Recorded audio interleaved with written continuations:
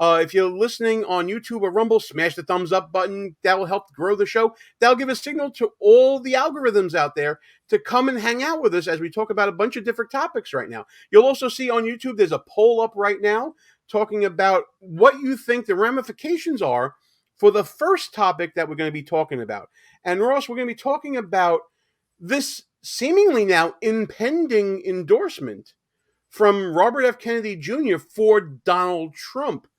And the question in the poll right now is, what do you think this impact is going to be? Let's start with the big news from it. We saw earlier in the week that RFK Jr.'s running mate, Nicole Shanahan, sort of let the cat out of the bag that this was coming.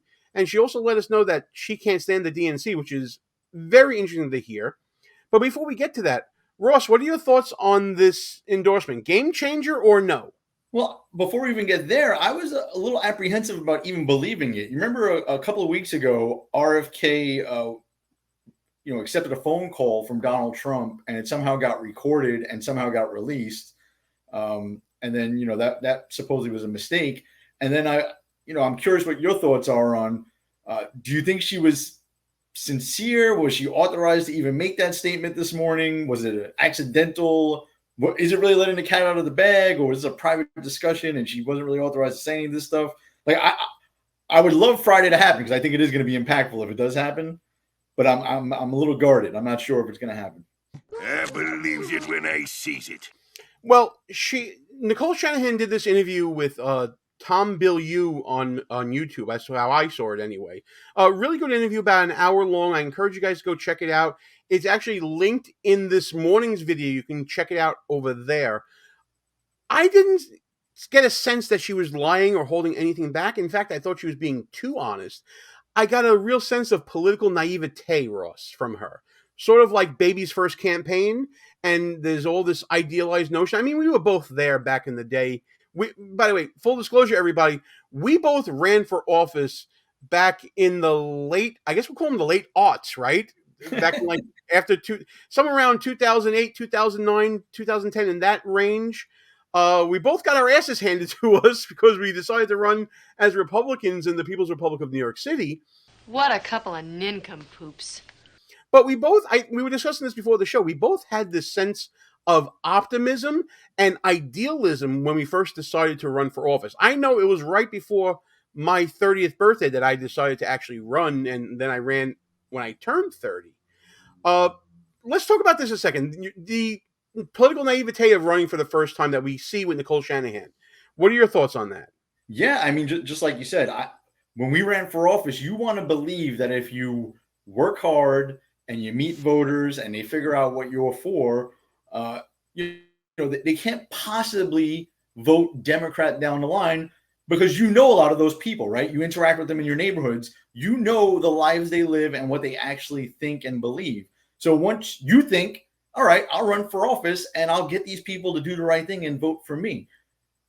But that's naive, right? Because then on election day, when you get blown out 95-5 or 97-3, in Brooklyn as a Republican, yeah, you realize that, you grew up thinking that democracy was this thing, even when the term limit argument comes up, I used to think, well, there are term limits, right? The voters get to decide.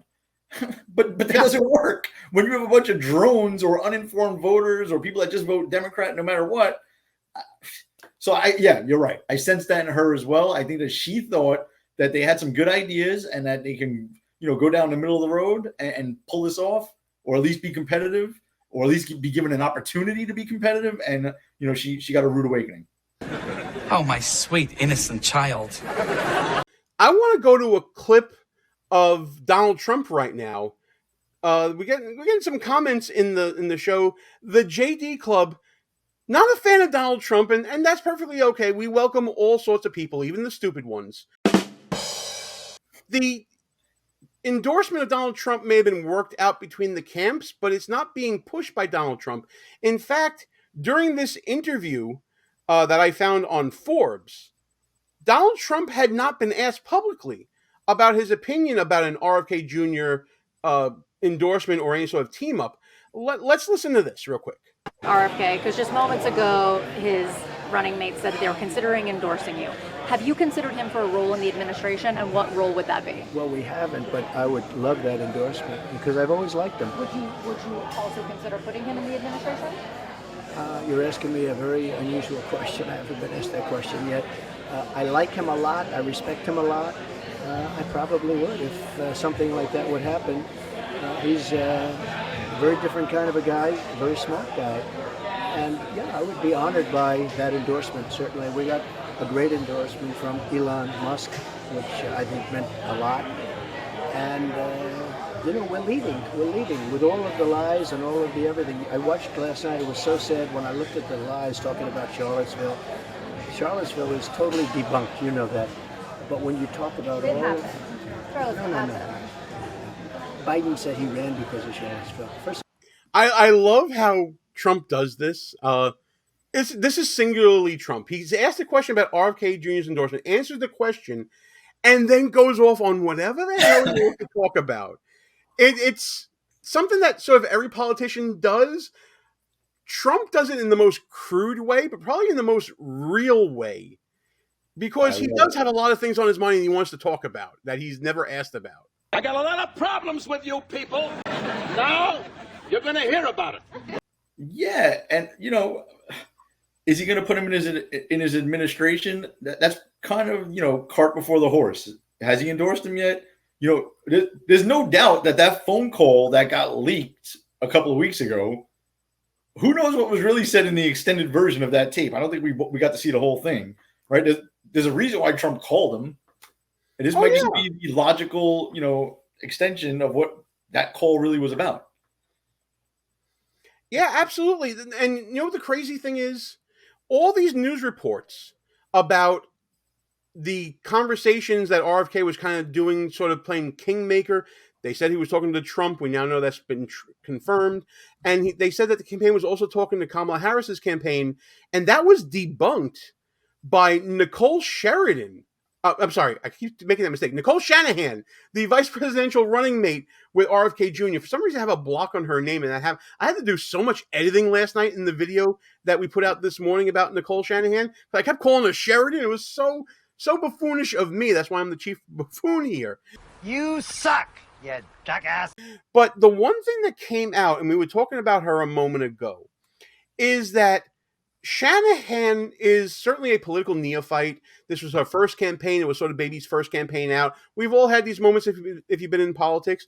But what rang from her interview, other than the sort of letting the cat out of the bag about this endorsement, is how she just loathes the DNC. She loathes Kamala Harris and everything Democrat.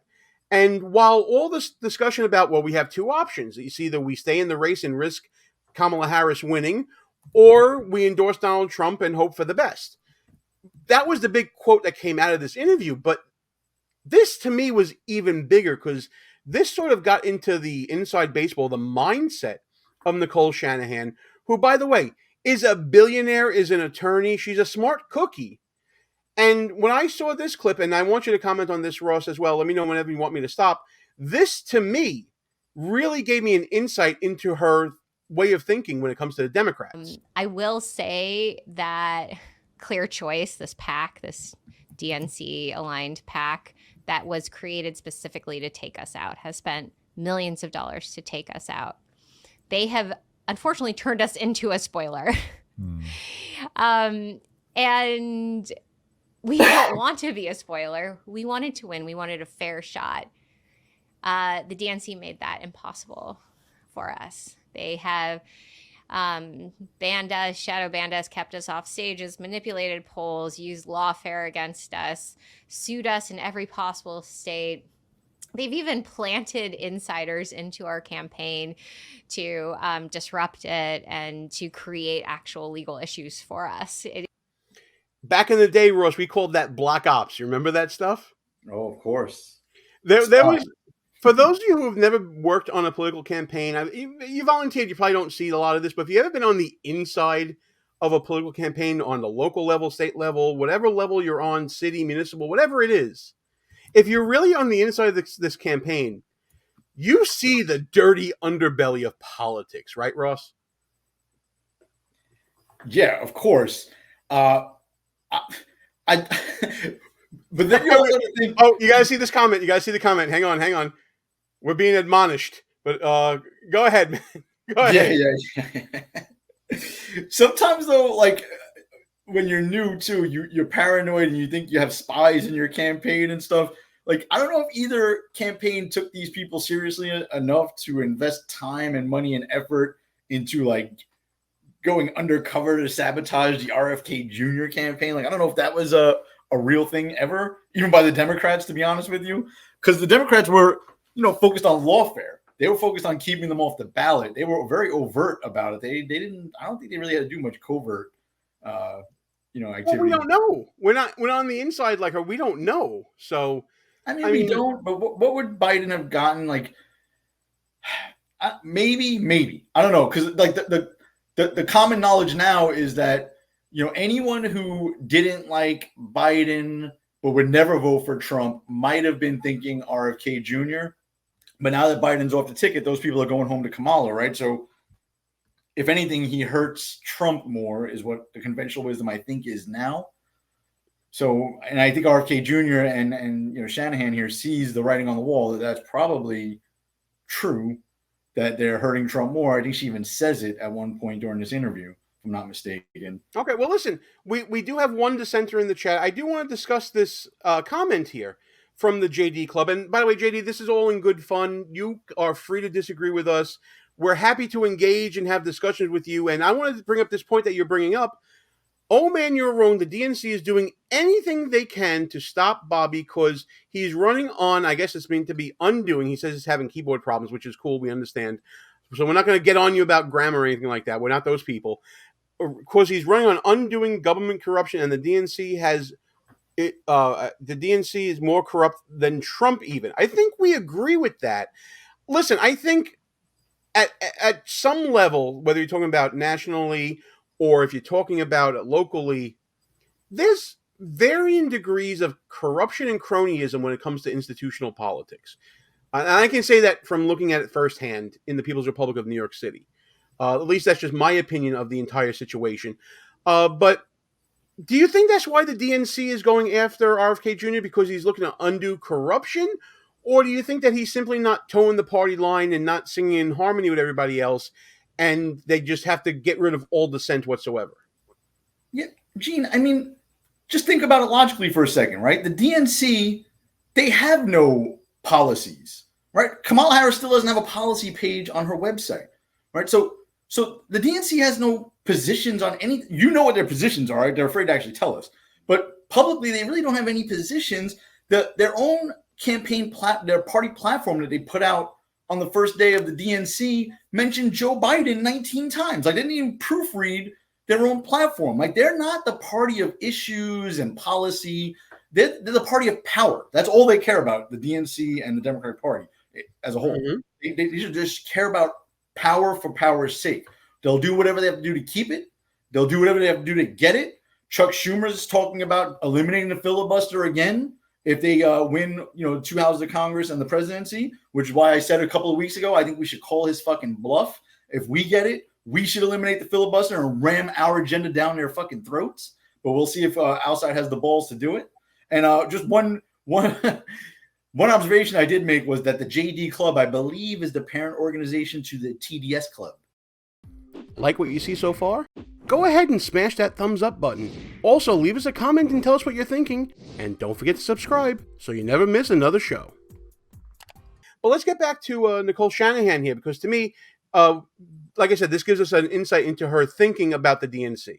I mean, the extent by which the sabotage they've unleashed upon us, it's mind-blowing. I mean, we're still learning new ways that they have sabotaged us. I really wanted a fair shot at this election, and I believed in the America that a little girl pledged an allegiance to. And that is not where we are today, and it's not because of the Republican Party taking us out. It is exclusively because of the Democratic Party taking us out. And I am so disappointed I ever helped them. I am so disappointed that I helped Chuck Schumer in that Georgia runoff secure a majority. It's probably one of the biggest mistakes of my life. One of the biggest mistakes of her life, supporting the Democrats in the Georgia runoff. That's pretty strong. And again, this is someone, her background is she's a lawyer from California. She went to Stanford. She married Sergey Brin, who was one of the founders of Google. They ended up getting a divorce, and she made out like a bandit there. And that's why she has a lot of money to do all the things that she's doing politically and philanthropically that she's doing in California. For her to come out and say that was the biggest mistake in my life, first of all, talking about her idealism here and how that shattered because of this campaign.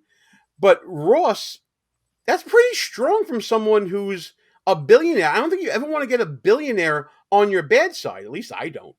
Yeah, but it's kind of frustrating, Gene, because this person is obviously well educated, right? In the classical sense, I guess. There's lots of money. Running for vice president of the United States, and she's just figuring out that the Democrats are a bunch of snakes, right? Like, to me, she's just figuring out that Chuck Schumer is a piece of trash, right? Like, how is that possible? Notice she's not saying anything about what the Democrats stand for, their issues, right? She's not saying she's against anything that they're pushing. She's just kind of upset about the way they treated her and RFK, which I get, right? But what is the RFK tickets platform? Right, I know we have some people in the chat right now that are bashing Trump and pro RFK. Yeah. Okay, yeah. I can pick one or two issues that I agree with RFK on. I can, right? But overall, he's no friend of the Republican Party. He's anti-Second Amendment. He's got a whole host of problems if you're a Republican voter. So could he have a role in a Trump administration? He absolutely can, right? The one or two one. You know what role I'd love for him to have in a fiction in my headcanon right now. If Trump were to win, you know what role I would give RFK Jr.? To be the biggest kick in the ass ever? CIA director.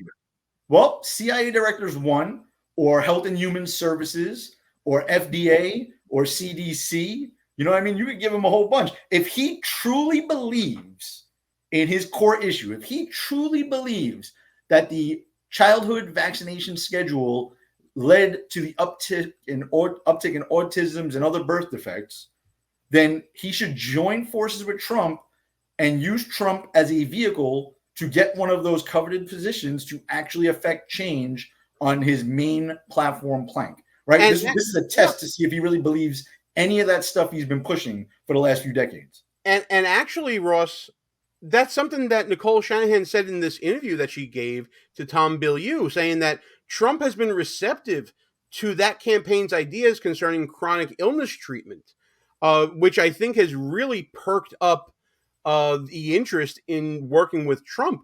Trump is a businessman. I know we say this a lot of time, and certainly he's a politician as well, but in his heart, he's a businessman, and he's pragmatic in his business sense, that he works with people that he doesn't disagree with if there is a benefit to Trump. So why wouldn't he team up with RFK Jr. if it gives him any portion of the vote that he needs? I see this win-win for him. Yeah, and even in a leaked phone call with RFK that night, they were talking about the vaccine schedule and how there's some real concerns there, and he'd like to look into that, right? Because Trump, the people that I know from after I left the People's Republic of New York City, the people that I know that were big Trump supporters that have been giving RFK Jr. a look this cycle, and some of them have even committed to voting for him no matter what. The vaccine was the issue. The way COVID was handled was their one issue, right? They're willing to throw the Second Amendment, Roe v. Wade, the Supreme Court, all these other Supreme Court picks. They're willing to throw all these other things to the wayside over that one issue. But if they really believe that and RFK Jr. joins the Trump campaign, then they got to come home, right? Because that's their only issue. Who's supporting RFK Jr. for his other issues? What are his other issues? Well, let's talk about support right now. Let's crunch a little bit of numbers here. So Real Clear Politics has the battleground states somewhere between 0.2% for Trump to 1% for Harris. There's a little bit of a range there, but it's around a 2.5% swing, maybe even a little more. RFK Jr., when I saw him polling, and people can correct me if I'm wrong here, was polling at around 5% nationally. Now, there's been some shakeups in politics we've seen over the past month. A lot of the support for RFK Jr. were what I like to call double haters. People who couldn't stand Biden and couldn't stand Trump found a home with RFK Jr. Now Kamala Harris comes on the scene and they throw Grandpa under the bus. And we're looking at those double haters no longer doubly hating the two parties. Those that hated Biden but couldn't stomach Trump, they're now going to Harris because there's a big love fest going on, especially at the DNC this week, which we'll talk about later in the show. But ultimately, those people already left RFK's camp, and his numbers started coming down. And I think he was around like 8% in some polls I saw, somewhere between 5 and 8%. Let's go to 5% as being the line right now. And let's assume that half of that support came from the double haters on the Biden side, and they're now going to Kamala Harris. So he has 2.5%, let's say, as far as what he can deliver to Trump. Don't make me do math. I think that will also include people who would just stay home and are not voting for anyone because of this development now, with RFK Jr. possibly endorsing Trump, or more likely happening on Friday. That 2.5% that goes over into Trump's column that will transfer over, if that happens in battleground states, Trump's ahead in every single battleground in about a week or two. That, to me, is why I would vote in the poll right now that we have going on YouTube, that this could be a game changer in that Trump will retake the lead in these battlegrounds, putting Kamala Harris on the back foot. Everybody got that? Now, given those numbers, I want to get your thoughts on that. So the ultimate irony, Gene, will be Donald Trump has not tried to kick RFK Jr. off a single ballot in any state. The Democrats have been. They've been trying real hard to keep him off the ballot. The irony will be this. If RFK Jr. comes out on Friday and endorses Donald Trump, the Democrats will go back to court in various states to ensure that RFK Jr.'s name remains on the ballot in order to draw votes away from Trump, because their only goal is power. It was always a joke when they said democracy is on the ballot. They've rigged their own primary elections, and they've done this for quite some time. In all likelihood, stole the 2020 election. They've been fighting to keep RFK Jr. off the ballot. And I'm telling you, Gene, take this to the bank. If he endorses Trump on Friday, they'll be fighting to keep him on the ballot. Oh, absolutely. I totally agree with that, because they want voters to be confused when they go and head to the polls in November. They're going to try to keep his name on the ballot for sure. And that's why an endorsement from RFK Jr. can't just be an endorsement. It has to be a full call to action to make sure that people don't get confused by any of the shenanigans and buffoonery that we're going to be talking about as we go through the campaign season. A lot can happen between now and then. We shall see. I mean, I agree with you on the margins that 1 or 2% in certain states could make all the difference. If you believe the current polls that, Kamala Harris went overnight from the most unpopular vice president in American history to all of a sudden leading Trump in several battleground states, I don't believe it. I don't think that that's even possible. We'll see in the next couple of weeks if those polls level back out and come back to reality. But we'll see. I mean, 1 or 2% in a state like Pennsylvania could make all the difference, right? If you like that clip from our new show, Behind Enemy Lines, please subscribe to the channel, hit the notification bell so you don't miss any other shows, and tune in live every Wednesday night at 9 p.m. Eastern Time.